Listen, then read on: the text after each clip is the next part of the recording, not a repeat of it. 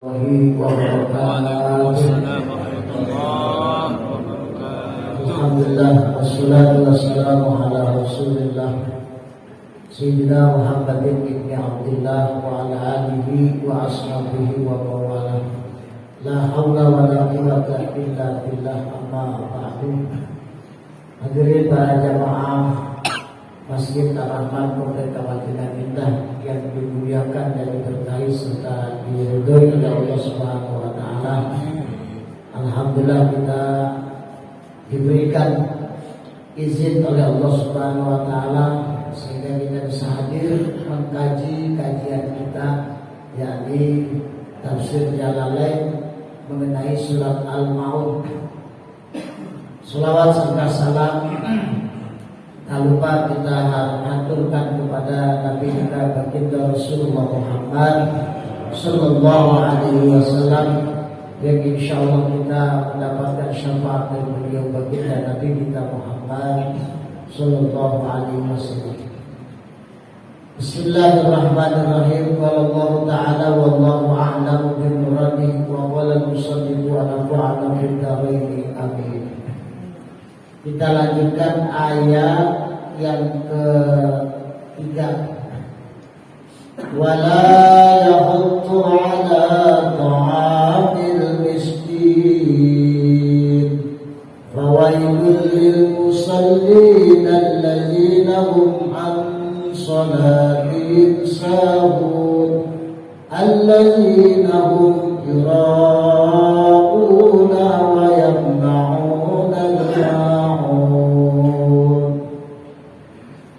wala yahudu dan tidak memperdulikan nafsahu akan dirinya sendiri, wala ghairahu, begitu juga orang lain.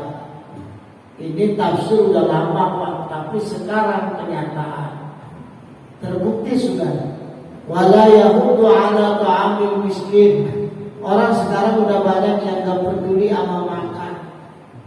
Orang jangankan sama orang lain Pak, sama dirinya aja gak peduli udah makan apa belum, ya, sehingga seharian itu Pak gak pernah makan.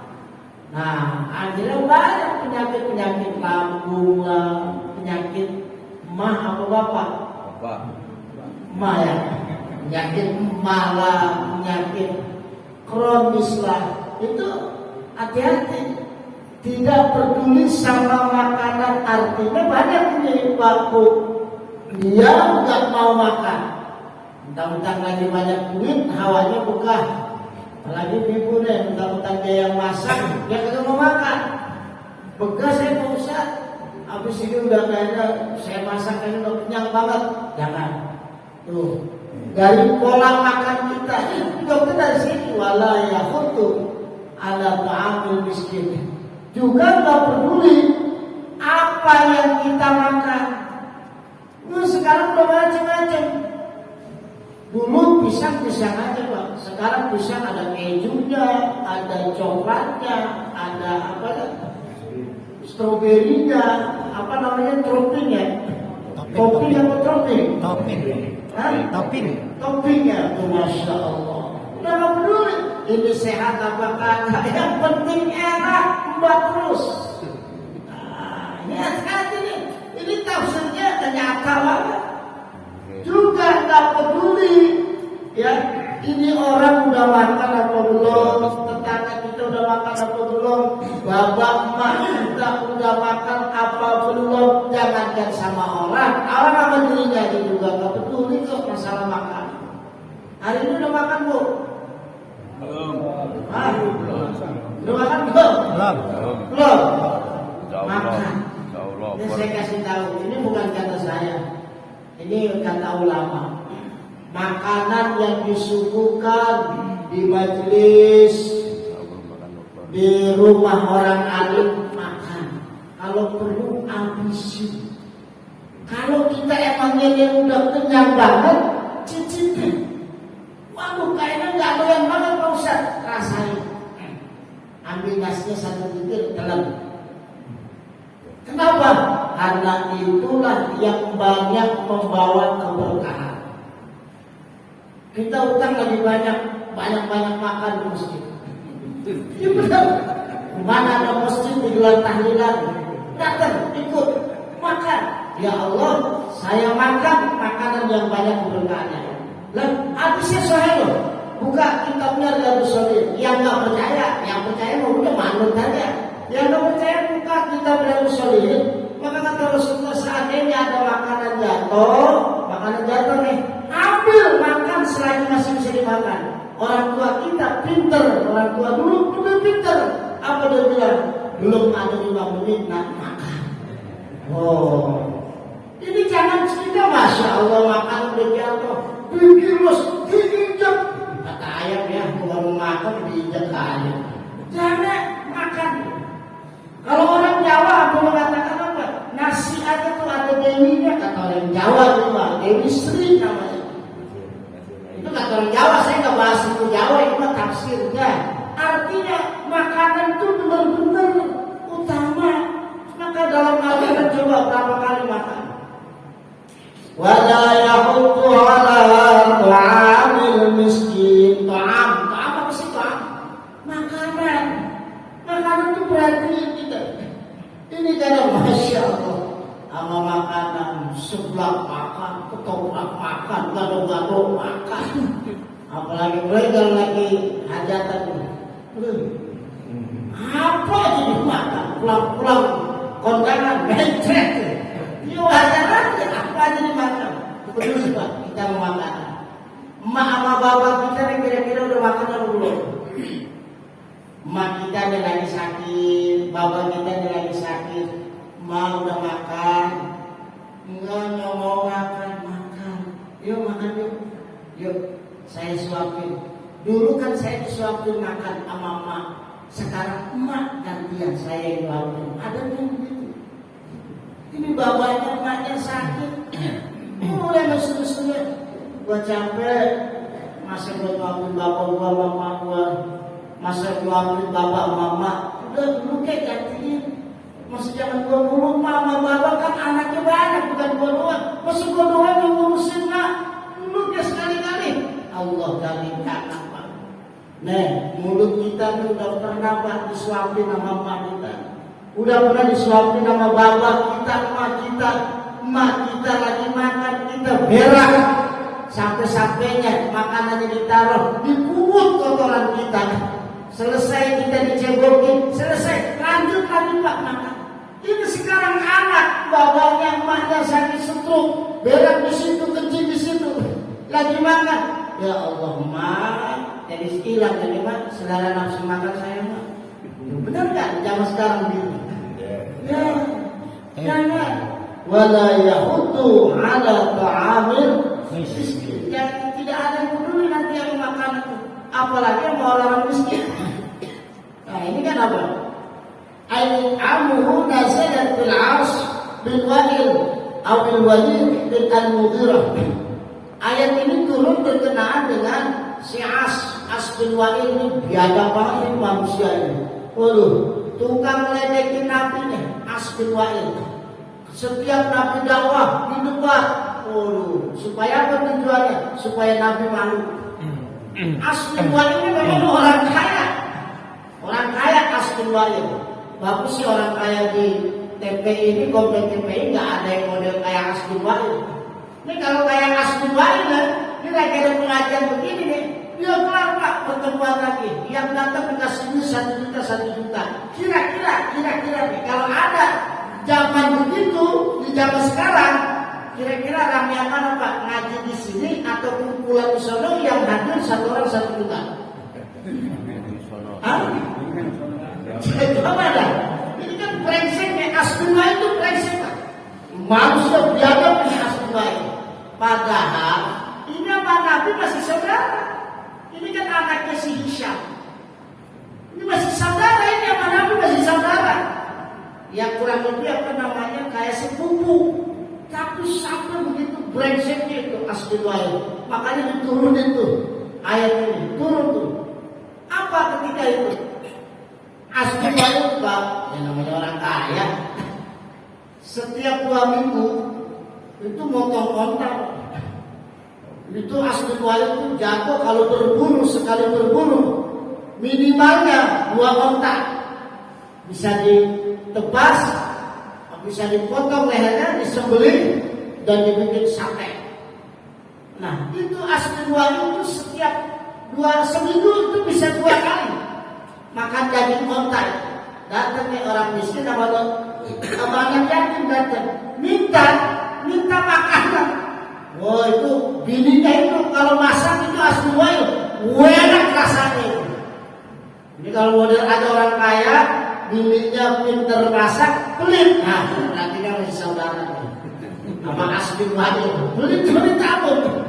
Masakannya enak, sampai kalau masak itu aromanya aja tuh. Ya kalau kata kita satu RW ini kayaknya udah tenar lah. Ini luar biasa nih masakan ini. Datang anak yatim sama orang miskin, minta, bukannya dikasih, dipukul, dikata-katain, ditendang, diusir. Ada nggak komplek kita kayak begini? Ada?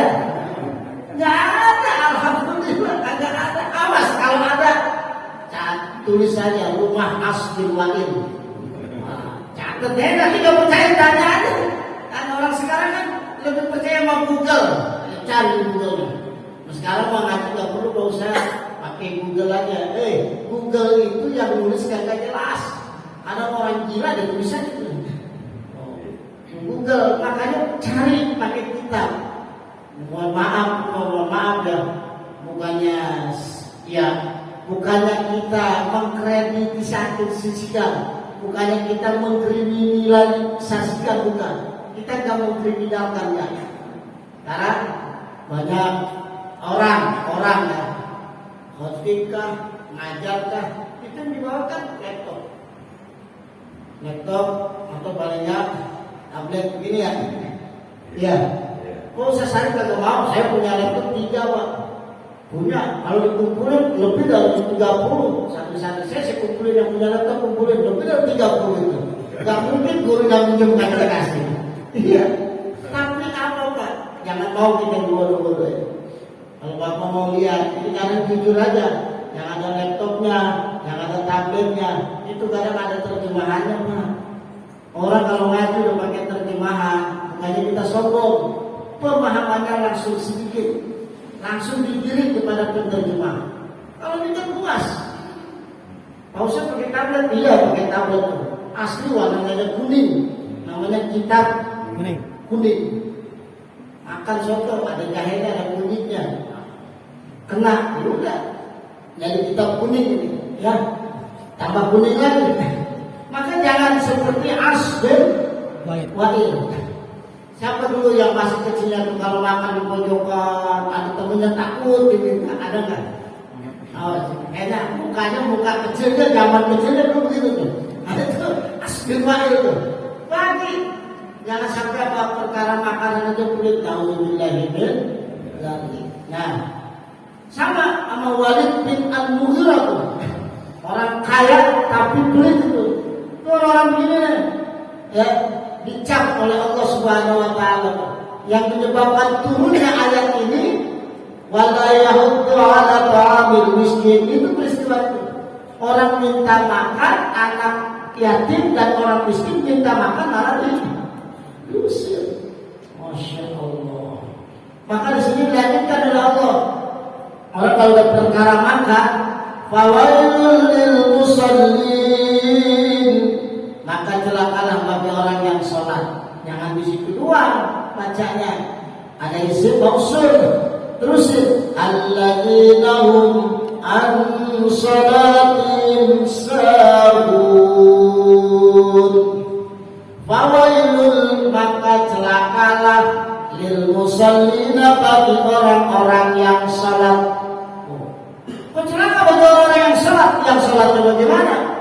Alladzina hum an sholatin sahun, yakni mereka orang-orang yang mendirikan sholat tetapi dengan sholatnya mereka lalai. Awas yang sholatnya kagak lempeng, yang sholatnya sebelum 5 waktu awas. Sholat kadang maghrib buang. Lakinya pulang kerja dia baru sholat. Kesannya supaya menjadi istri soleha. Awas hati-hati. Nah di antara kita ini barangkali pasti ada nggak yang ninggalin sholat? Nih di antara kita nih yang ninggalin sholat ada aja. Awas Pak, bersyukurlah kita punya istri dan kata bawel, cerewet, luar biasa lah cerewetnya, bawelnya. Tapi kita nggak pernah nyuruh sholat. Kenapa nggak pernah nyuruh sholat? Karena istri kita udah sholat. Ada di sini yang kalau bininya ini sholat disuruh mulu, ada? Ada. Nah, saya lihat sini.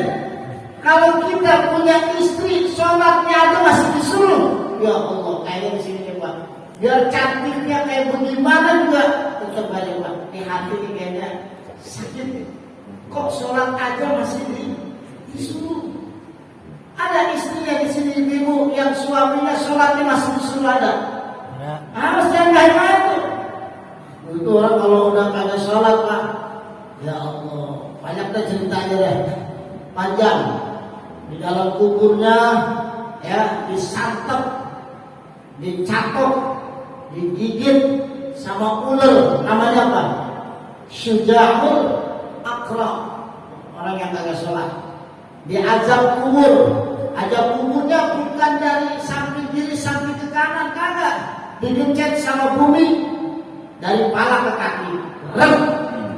Gak percaya saya Pak Ustaz, pernah gak melihat pembongkaran kuburan? Kuburan dibongkar, udah lama tuh. Lihat tuh, tulang belulangnya kumpul di tengah-tengah, bukan di ujung pala atau di ujung kaki, kumpul di tengah-tengah tuh tulangnya. Tapi jangan memfitnah. Kalau bilang ada bongkar kuburan, wah kena ajab orang.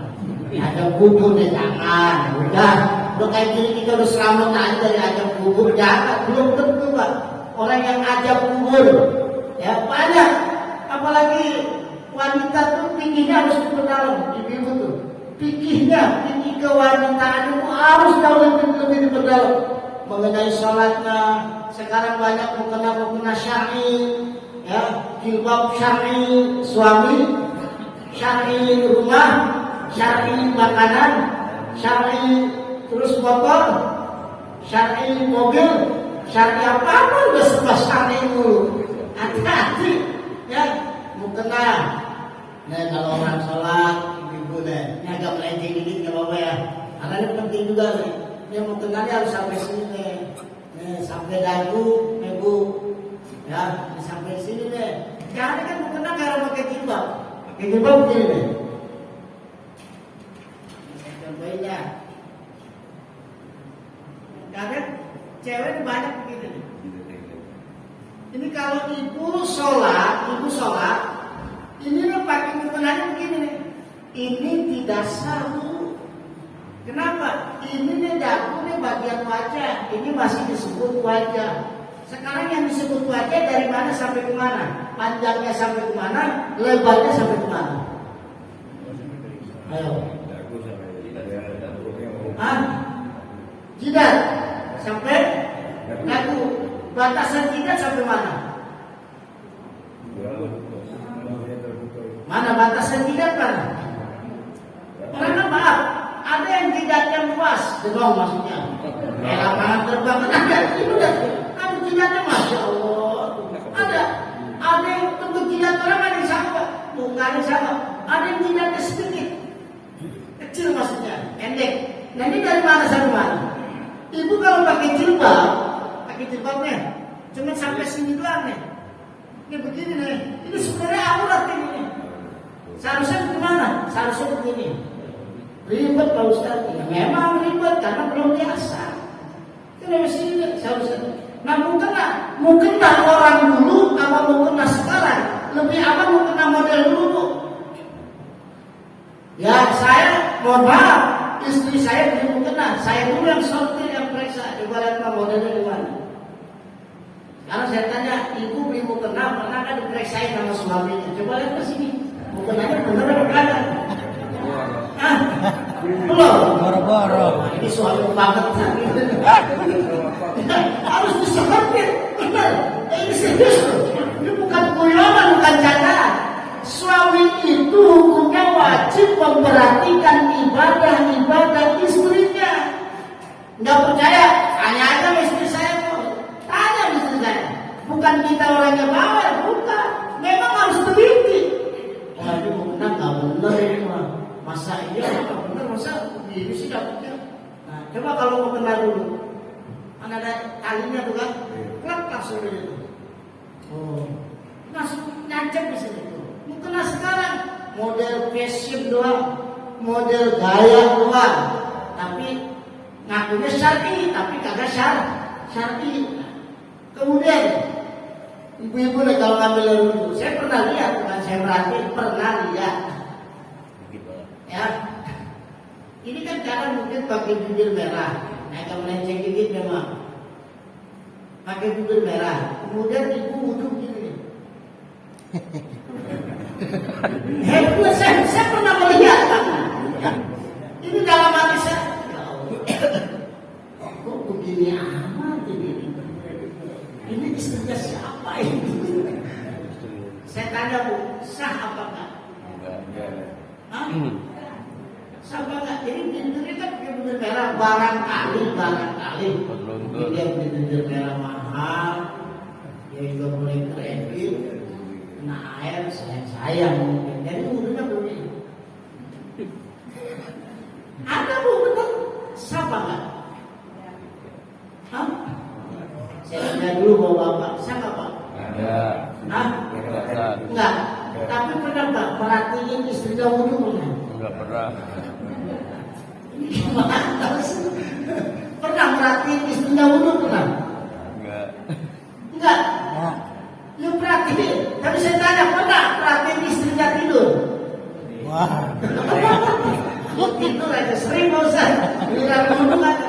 Itu wudhunya tidak sah Bu. Wudhunya nggak sah. Kalau orang wudhu bibirnya nepek, mana yang disebut bibir? Mana? Yang merah-merah ini namanya bibir. Maka ibu pakai bibir merah sekelas mahal pun juga wajib kena air. Ini bagian daripada wajah. Terus apa lagi? Orang banyaknya yang kadang wudhu nih bagian sini nih nggak usah. Apa bahan apa namanya ini? Ini namanya apa? Prosotanimus. Yang kita tahu namanya. Memang ini masih kita tahu dia. Ini kita kena hidung akhirnya ini nggak kebas. Awas hati-hati. Tuh, salat kita. Maka celakalah bagi orang yang salat, dia salatnya nggak beres. Salatnya wudhunya nggak benar. Wudhu asal kayak cabut cebok. Wudhu yang benar. Wajah. Sampai sini. Nah, sampai sini deh. Ini wajah nih. Wajah ini bagian wajah itu. Terus mana jidat? Jidat ini berbatasan ini sampai tempat tumbuhnya rambut. Makanya pakai mukena jangan longgar. Yang ada iketannya. Jadi supaya ini kan kadangnya rambut kita nih. Cewek terutama tuh. Jangan sampai ambang-ambangan keluar sini. Ikat. Yang rapat. Ini kadang mukena gayanya itu masih mukena. Kemudian, ya, waktunya nggak keburu. Nah, wafiluna yuakhiruna an waqtiha. Mereka lalai, lupa, suka menunda-nunda dari waktunya sholat. Suka nunda-nunda waktunya sholat tanpa ada uzur. Hayya 'alas shalah. Lagi kerja dulu apa sholat dulu? Lagi kerja nih, kerja dulu apa sholat dulu? Kerja dulu. Hah? Sholat dulu apa kerja dulu? Lanjut. Sholat dulu. Tapi kayaknya bohong lah. Kerja aja dulu, sholat masih lama. Ya, kalau memang tidak ada usul nggak boleh. Makanya nih ulama mengatakan ketika sudah tiba waktu sholat teriakkan hayya 'alas shalah. Kita lupa sholat duha Mamanya tuh, niatin dulu. Ntar mau sholat zuhur, itu bahasanya begitu. Ntar saya mau sholat zuhur. Ngerinya, kita lagi aktivitas, waktu sholat tiba, kita belum sholat, mati. Maka diniatin dulu. Oh, setiap dengar azan, Allahu Akbar, Allahu Akbar. Oh, kita zuhurnya. Jangan ntar zuhurnya niat doang, asar, ntar maghrib, sholat kagak, sama aja bohong. Maksudnya menghormati waktu tibanya sholat, menghormati itu. Jangan dianggap sepele, Pak. Itu Allah Ta'ala yang manggil dulu. Suka nunda waktu sholat. Mau makan waktu sholat. Mau makan, perut udah lapar banget, tiba waktu sholat dulu, makan dulu. Makan dulu. Makan. Oh, kalau makan sepakat bener. Makan dulu. Nah, kenapa makan dulu? Bener ya Bang, bener makan dulu. Ya. Kalau kita makan, sholatnya khusyuk, kenyang, kuat. Kalau sholatnya lemes, belum makannya. Iya umpamanya nih. Ya imam yang sholat bacanya Bismillahirrahmanirrahim. Ya belum makan. Allahu Akbar. Belum makan. Lemes tuh. Ya makanya jangan sampai gara-gara makan sholatnya nggak beres. Makan dulu memang baru sholat. Tenangin dulu pulang kerja nih. Kita pulang kerja. Gerah nggak badan? Panas kan? Panas. Istirahat dulu apa langsung sholat? Istirahat. Sholat dulu. Sholat dulu apa langsung istirahat? Istirahat. Istirahat menenangkan diri baru sholat. Itu jangan Allahu Akbar. Baru lagi capek-capek begini sholat. Ribet amat jadi orang Islam ya. Jangan diperhatiin dulu, Pak. Agama jangan diperhatiin, Pak. Santai dulu, tenangin dulu. Pak Ijat mana tumpapi musola, udah tenang, baru. Allahu Akbar. Sudah ada tuh datang, ya orang-orang dah. Ada yang suka marahin dari rumah ke rumah, ya kan? Ayo Pak, kita sholat jamaah di masjid, kita sholat jamaah di musola. Boleh. Cuma kalau tuan rumahnya habis pulang kerja lagi ngipas lagi ngadem gerak. Ayo Pak, kita ke masjid mengajak-ngajak. Bukan kalian gue lagi gerah begini. Nah akhirnya kan marah-marah. Dakwah benar, tapi lihat juga sasarannya. Lihat juga. Jadi jangan asal ayo. Itu kan barangkali Pak, ya. Orang yang kagak ke masjid barangkali dia punya aktivitas macam-macam Pak. Ente kenapa kalau subuh nggak punya jamaah di masjid? Kenapa nggak pernah jamaah di masjid kalau subuh? Aduh, saya pengen banget Pak Ustaz. Imamnya suratnya panjang banget, hati saya udah nggak kuat. Udah imamnya panjang, jikirannya panjang. Saya kerja masuk jam 5:30 harus sudah masuk kantor Pak Ustaz. Itu imam jikiran sampai jam 6 Pak Ustaz. Gak sanggup saya, gak kuat. Jadi gak pernah jamaah ya gak pernah. Daripada saya nyakitin imam, saya jadi bahan perhatian jamaah. Kalau orang belum selesai udah pulang aja, saya pulang aja udah. Saya gak usah hadir Pak Ustaz. Oh, boleh gak begitu?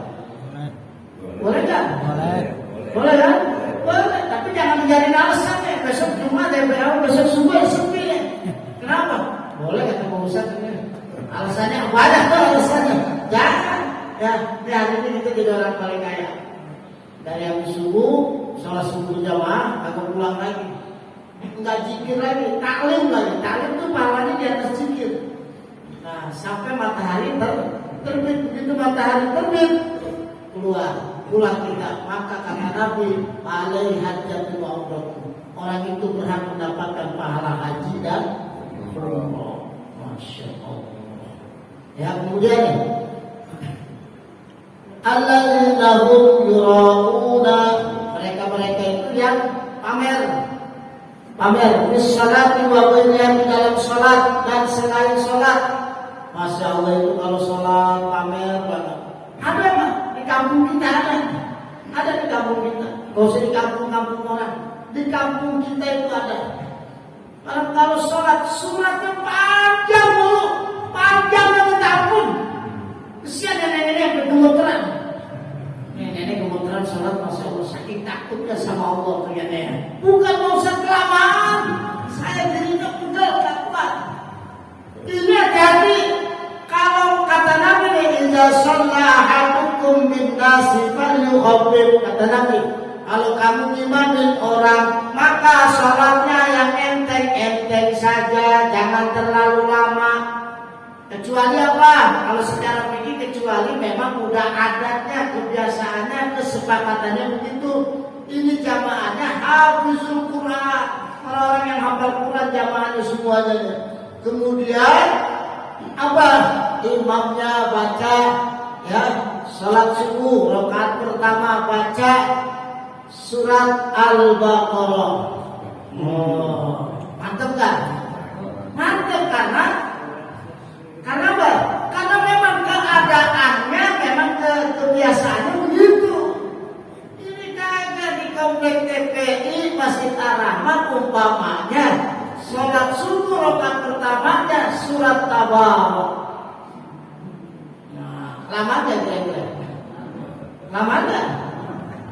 Jangan, kenapa? Sahabat nanya, kenapa? Fa inna fi mudha'if. Maka di antara makmum ada yang dhaif, ada yang lemah. Ada yang angkat tangan jadi Allahu Akbar. Kan hati-hati kalau sholat. Banyak kadang ada yang panjang Allahu Akbar.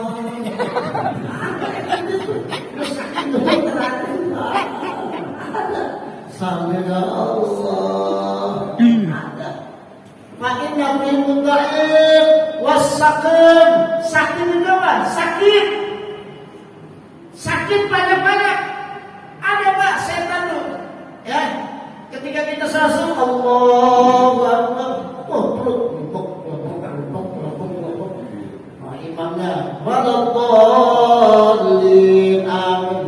Dia udah ngarep surat. Gelepek-gelepek. Mana adanya di soal depan lagi mana? Ya mana adanya di soal depan. Gimana depan imam? Tabarakalladzi barangkali cuma sampai 3 ayat doang kali ini. Walaqad zayyana as-samaa'a dunya bimasabiha wa ja'alnaha rujuman lisyayatin wa a'tadna selesai. Terus lagi walilladzina ya Allah. Itu salat udah enggak khusyuk, udah enggak konsen. Sakit, makin sakit. Kemudian apa? Wajul hajah, ada yang punya hajat. Ada yang punya hajat. Apa hajatnya? Waduh. Yaudah, ntar ane sholat dulu ya. Ane sholat dulu, ntar aku sholat baru berangkat. Masya Allah, sholat jemaahnya setengah jam. Dalam hati gua kapok sholat jemaah. Gua kagak lagi setengah jamaah setengah jam. Kabur aja. Ada yang begitu. Jangan, ya. Jadi pemimpin harus toleransi. Mau baca potongan surat, lihat dulu belakang kita. Lihat dulu belakang kita. Oh, ada Mas Sulaiman. Dia kan orang yang hafal Quran. Umpamanya nih dibaca Yasin Qur'anil Hakim innaka laminal mursalin ala siratil mustaqim kan orang kagak tahu makmumnya apa. Nah, dilanjutin Tanzilal Azizir Rahim. Ini makmumnya orang awam semua. Makmumnya orang awam semua. Dia baca surat Ar-Rahman. Nabi ayyi ala'i rabbikuma tukadziban. Apa lagi tadi? Bingung. Kagak ada yang ngasih tahu, udah ada Pabi Ali terus saja sampai 15 menit Pabi Ali. Udah, ini jam sholat berjamaah suratnya panjang, sholat sendiri indah makruh. Kebangetan ini orang, kebangetan ini. Ya kalau jamaah ya ambillah yang tengah-tengah. Oh, ambil yang tengah-tengah alam nasroh kan enak. Ya, ini kan kadang-kadang, masya Allah, saya subuh di masjid yang keramat nggak kuat tuh, bener Pak. Kalau kuliah subuh sekali-kali pernah saya jajak, ya nggak kuat. Imamnya panjang banget. Tapi kalau giliran mic-nya mati, pendek suratnya, kan suwe banget imam begitu. Iya, giliran mic-nya mati, pendek bacanya.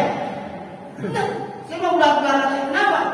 Masya Allah, rakaat pertama hal ataka, rakaat kedua wal fajr wa layalin ashr wasyam'i wal watar. Ini kan kita, mana namanya kita paling depan yang ustaznya tahu sendiri. Mau ustaz maju didorong paling depan. Masya Allah, kita belum tidur, udah mantap tuh.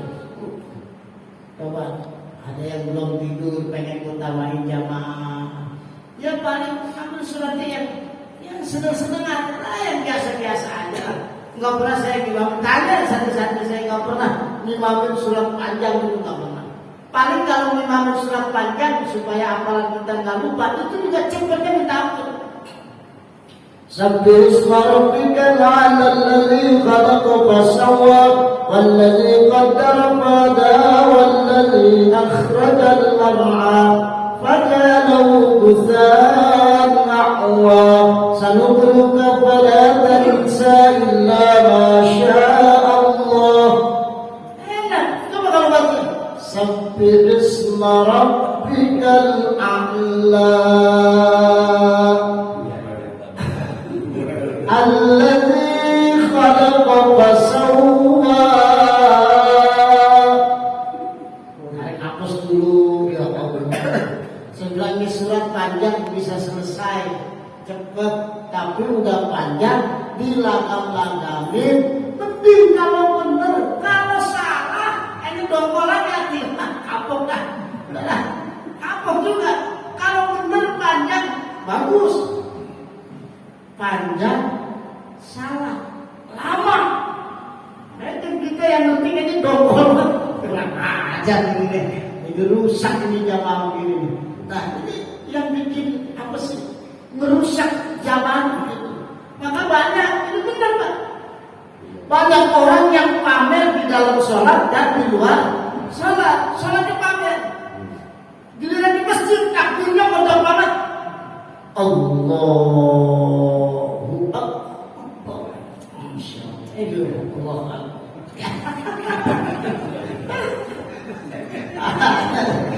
Brengsek. Di masjid ya, dan makanya jangan suka beda-bedain Allah Pak. Allah di masjid sama Allah di rumah sama kan? Sama kan? Benar sama ya? Di masjid Masya Allah sholatnya rapi banget. Allah, di rumah sholat pakai kasut. Allah, hati-hati. Lihat, orang yang pamer di dalam sholat maupun di luar sholat. Maka kalau kita pakai baju atau ibadah, ya, yang kita pakai buat ibadah, beli yang mahal. Boleh Ustaz? Boleh, nggak apa-apa. Supaya kita nih, ya biasa dah. Orang kalau pakai baju pesta, baju kondangan, yang mahal deh, yang paling cakep.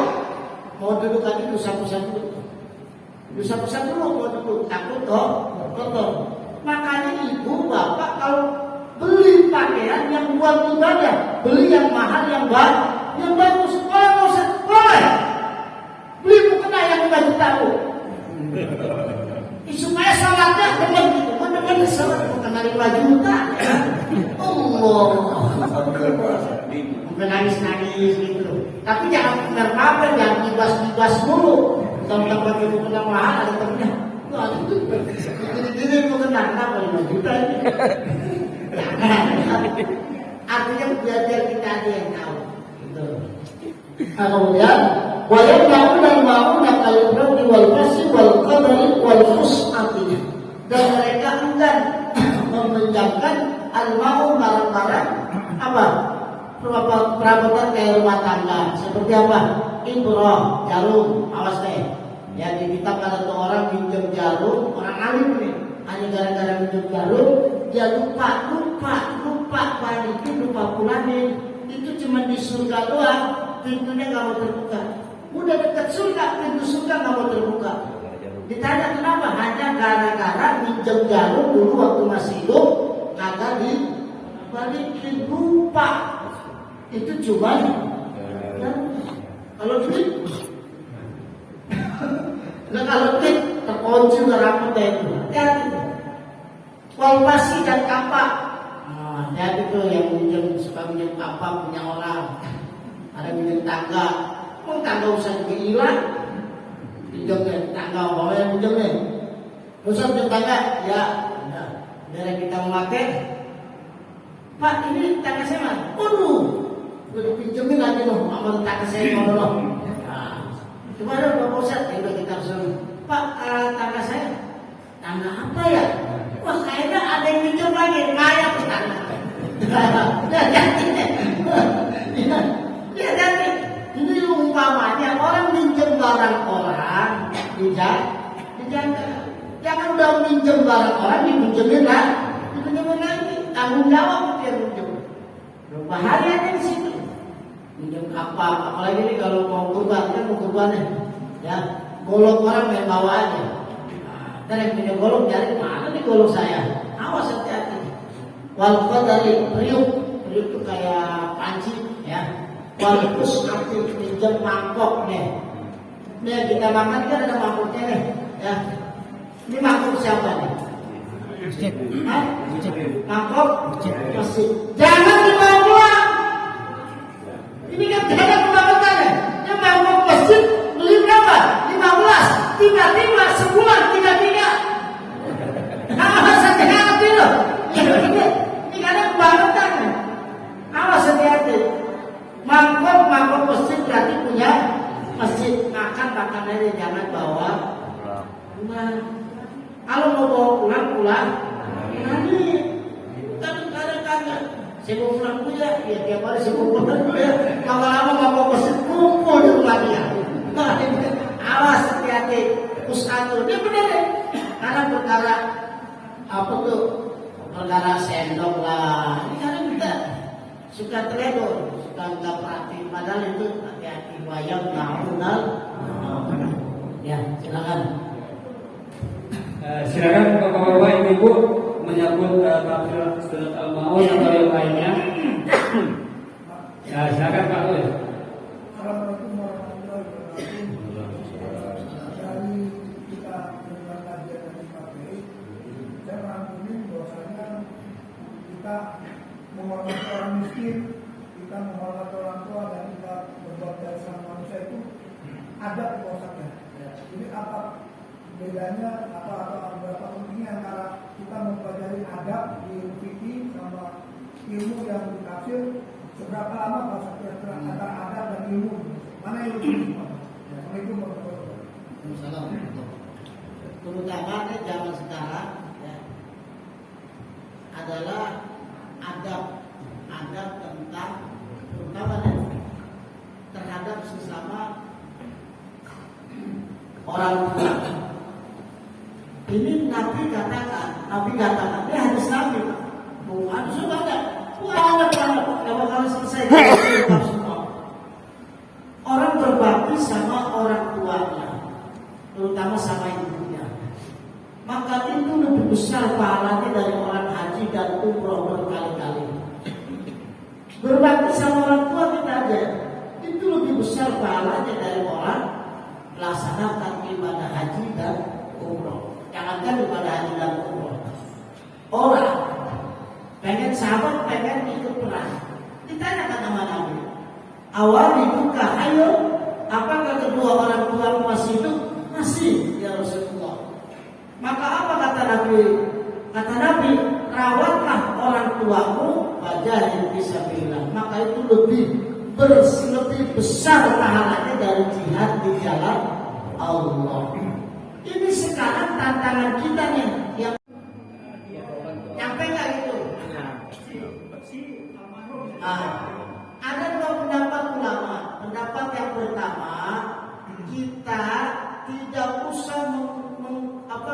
berkorban untuk yang sudah meninggal. Ini pendapat pertama, ya. Kalau yang meninggal itu tidak berwasiat, kecuali yang meninggal berwasiat. Nah, nanti kalau bapak atau ibu meninggal, bapak kan sama ibu belum korban, atau bapak atau ibu udah korban, nanti kamu pakai duit kamu korbannya. Kalau bapak sama ibu udah nggak ada, nah itu namanya wasiat. Boleh kalau begitu. Tapi sebagian ulama, termasuk ini masih ulama Imam Syafi'i, ini masih Syafi'iyah, pengikut ulamanya Imam Syafi'i. Kata yang sebagian ulama lagi, boleh, maupun itu orang yang sudah meninggal berwasiat atau tidak, tujuannya daripada pelaksanaan ibadah kurban adalah sedekah. Tanggung jawab kita itu, apa kita harus terus menerus? Ya. Terus menerus gitu. Lalu yang kedua, bolehkah seorang istri menyuruh suaminya untuk sholat? Mengingat ada hadis yang melarang seorang istri untuk memerintahkan suaminya sholat gitu. Ini sering-sering dibawakan oleh Ustaz ada hadis ini Ustaz. Saya lupa hadisnya. Terima kasih Ustaz. Saya belajar hadis, ilmu hadis, saya belajar ilmu hadis 4 tahun. Tidak ada hadisnya. Tidak ada hadisnya. Wanita atau seorang istri dilarang menyuruh suami sholat. Ya, ada yang paling masyhur, ya, percakapan antara ibu-ibu melarang suaminya poligami. Benar dong? Iya kan? Ya kan? Tapi kalau dulu suaminya sholat, boleh, nggak apa-apa. Benar nggak apa-apa? Karena apa? Karena waqur ahlaka bisolati wastabir alaiha. Suruh perintahkan keluarga kalian sholat dan sabar mengerjakan sholat. Sampai kapan tanggung jawab kita? Sampai akhir hayat, sampai mati. Sampai mati dulu.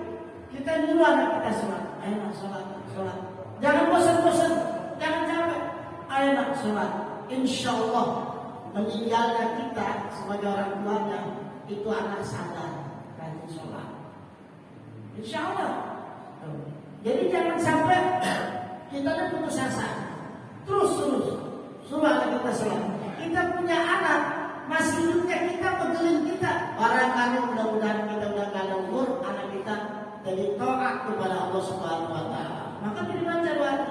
Rabbana hab lana min azwajina wa dzurriyyatina qurrata dibaca.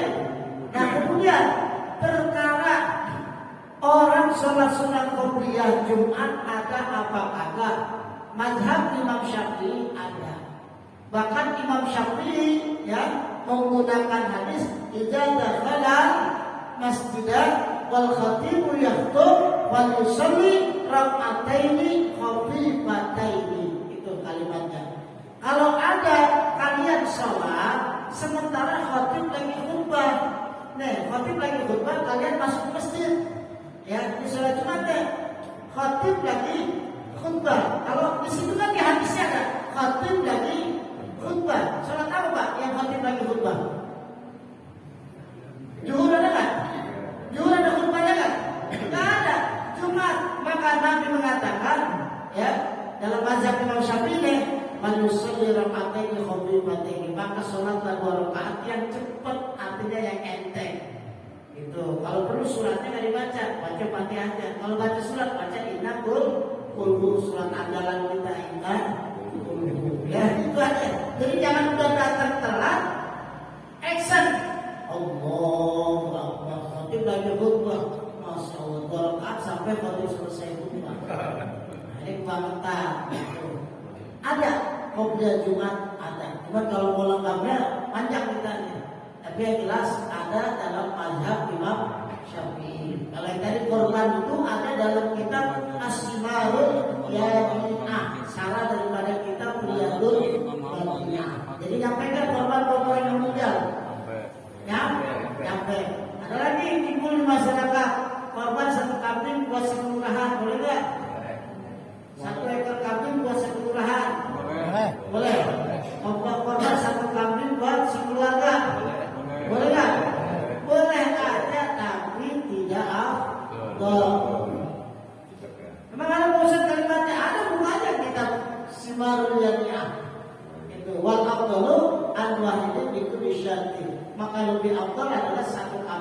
satu orang. Maksudnya yang niat kurbannya. Nah, tinggal bapak pilih mau kurban yang afdal apa enggak? Yang afdal apa enggak? Ini buat panitia kurban nih, karena suka ada kan? Pak Ustaz, saya kurban buat siapa? Buat mertua saya, orang tua saya, semua keluarga saya, terus tetangga saya semuanya, terus buat saudara-saudara saya di kampung, terus buat teman-teman SD saya, sampai punya. Ya kan? Nah, boleh nggak? Boleh, nggak apa-apa. Tapi walaupun perlu al-wahidin itu lisyatin, maka lebih awalnya satu orang, satu kambing, satu domba, itu makruh, ya, paham? Jadi di media sosial jangan nerangin sepotong-potong, tuh jangan, harus tahu. Bagaimana itu kalau binatang sapi rame-rame gitu Pak? Sapi rame-rame, nah seperti sekolahan gitu. Sekolahan ini kan siswanya nih suruh bayar nih 50.000 atau 100.000, ya kan? Kebeli nih sapi 5, itu buat siapa? Ayo buat siapa? Boleh nggak kalau buat yang punya yayasannya? Boleh nggak? Boleh. Hah? Oh, boleh, enak aja. Yang bayar murid-muridnya, masa korbannya buat yang punya yayasan atau sekolahnya nggak boleh. Tapi itu buat siapa? Itu namanya sedekah korban. Itu namanya kalau dalam kitab tadi ya al-ishtirak, itu namanya patungan untuk korban. Namanya ya. Ini di masjid kita nih nggak ada yang korban, kita patungan dah sekemampuannya. Ya, ada yang gocap, ada yang cepet, ada yang 1 juta, ada yang 200, 300. Kebeli nih sapi. Buat siapa? Buat jamaah. Itu. Hah? Enggak, abdolnya Ustaz. Ini kan kurban sapi 7 orang. Kolektif. Kita kan kolektif nih. Abdolan mana sama korban 1 kambing sama kolektif 1 sapi? Sama aja. Sama. Kalau tingkatan korban lebih afdol kata Nabi ya, itu dengan 1 ekor domba.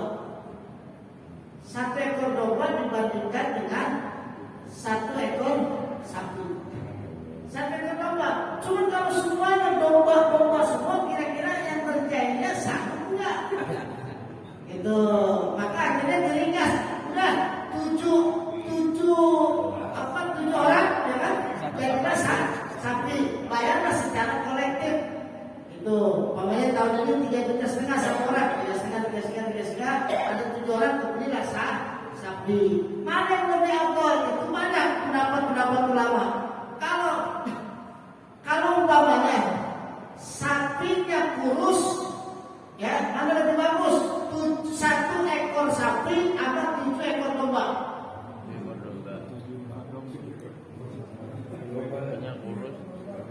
Halo? 7 ekor domba. Kalau dombanya gemuk. 1 ekor sapi mana lebih bagus dengan 7 ekor domba? Mana lebih bagus? Nah, ya tergantung dombanya, tergantung sapinya. Kalau sapinya kurus, ya, 7 ekor domba, mendingan mana? 7 ekor domba. Kalau 7 ekor domba kurus, sapinya gemuk, mendingan mana? Sapi. Enggak, jangan gitu Pak, mendingan domba. Kenapa domba? Ayo, kenapa lebih afdal domba? Karena dirokot tidak yang lebih banyak mengeluarkan darah 7 ekor atau 1 ekor. 7 ekor.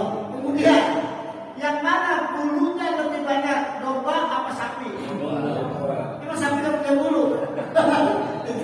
Jadi tetap ya domba. Cuma kita kalau semua pakai domba kerjanya walahan. Ya. Kalian dari mana? Iya, nggak apa-apa ya. Tentang kolektif sapi, apakah pernah terjadi di zaman Nabi? Atau mungkin Nabi pernah melakukan itu? Satu. Ya. Yang kedua, bagaimana menyikapi hadis ketika ada satu riwayat menyebutkan ketika Nabi berkorban, aku berkorban untukku dan keluargaku. Ya. Lalu yang kedua, aku berkorban untukku dan untuk umatku. Ini hadis ini kan ada saja. Sahih, Pak. Nah, implementasi untuk kita sebagai umatnya, ketika kita berkorban, kita punya keluarga misalkan 3 orang. Tahun ini bapak yang korban, tahun besok kamu yang korbanan, tahun besok ibu yang korban. Ya. Apakah kita pakai cara Nabi aja? Hari ini aku berkorban untuk dan korban lebih bagus mana saya? Terima kasih. Mau yang Abdul apakah?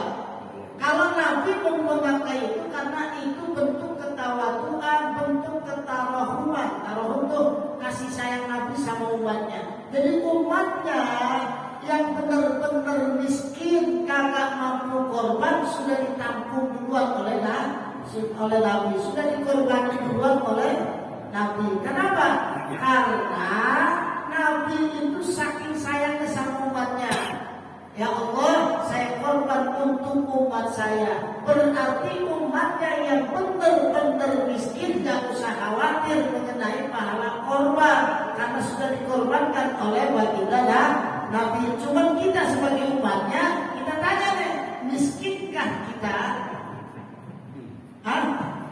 Miskinkah kita? Korban kagak sanggup, motor tinggal. Oh, motor Adibri, Enek, PCX.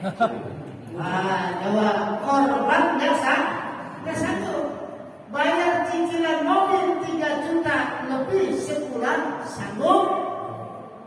Korban kambing saja yang 3 juta setahun sekali nggak sanggup. Malu nggak kira-kira kita jadi umatnya Nabi? Ya malu banget lah. Itu ya. Apakah di zaman Nabi ada model-model kolektif? Ada. Ada kalimatnya anil istirah, cuman bentuknya beda. Itu zaman Nabi kan gak ada transfer. Ya kan bentuknya doang beda, tapi ada. Ini beli kontak. Ada. Nabi kalau korban itu dombanya, ini korban Nabi nih. Beliau cari yang warnanya putih, yang badannya gemuk, minimalnya. Nabi bilang, ini Nabi sendiri yang ngomong, itu kakinya itu dempong. Kalau bahasa kita, ini dari kakinya nih ke bawah, itu keker. Itu tanduknya Nabi cari domba itu yang benar-benar gagah. Orang melihatnya itu serem. Itu baru dombanya Nabi. Kita kan cari domba yang bulunya lecek, agak jelas. Betul. Itu dombanya Nabi putih. Beliau pun selalu berkorban dengan domba yang warnanya putih, tanduknya keker, kaki-kakinya gagah, dan bulunya paling lebat, paling banyak. Nah, selesai pelaksanaan Idul Adha, sholat Idul Adha, beliau Nabi yang bawa sendiri, bawa korbannya di bawah ke suatu tempat pemotongan. Siapa yang memotong, yang menyembelih adalah Nabi Muhammad sendiri. Itu lebih afdol. Yang lebih afdol yang korban yang potong. Sekarang saya tanya, Bapak korban bisa nggak potong? Bisa nggak? Ya nggak bisa. Akhirnya diapain? Dibadali dengan jazar. Jazar itu apa? Tukang begal. Tukang begal bagaimana? Begal ya? Jakal. Tukang jakal ya kan? Nah, sekarang tukang jakalnya dapat upah apa enggak? Dapat. Bayar. Upah apa enggak? Dapat upahnya berupa kulit apa pala? Boleh nggak tuh Pak Ustaz? Karena yang udah siap banget ya, saya takut nanti saya jadi jolim. Ustaz, orang lain ngajar nih, ya gampang nanti. Kalau ada pertanyaan permasalahan kurban, datang aja ke pesantren saya nggak apa-apa. Kita musyawarah, ya begini gimana. Ini ada diberikan media sosial nih. Ini yang penempatan hadisnya masalah umum dibawa ke korban. Jadi penilaian yang buat video bukan penilaian daripada kita. Yang tergeto kita, ya. Mudah-mudahan ada pertanyaan dan manfaatnya. Mari sama-sama kita akhiri dengan baca doa kafaratul majlis. Bismillahirrahmanirrahim. Ya Hayyu ya Qayyum la ilaha illa anta subhanaka inni kuntu minadz dzalimin. Subhanakallahumma wa bihamdika asyhadu an la ilaha illa anta astaghfiruka wa atubu ilaik. Mohon maaf. Allahumma qina wa Assalamualaikum warahmatullahi wabarakatuh.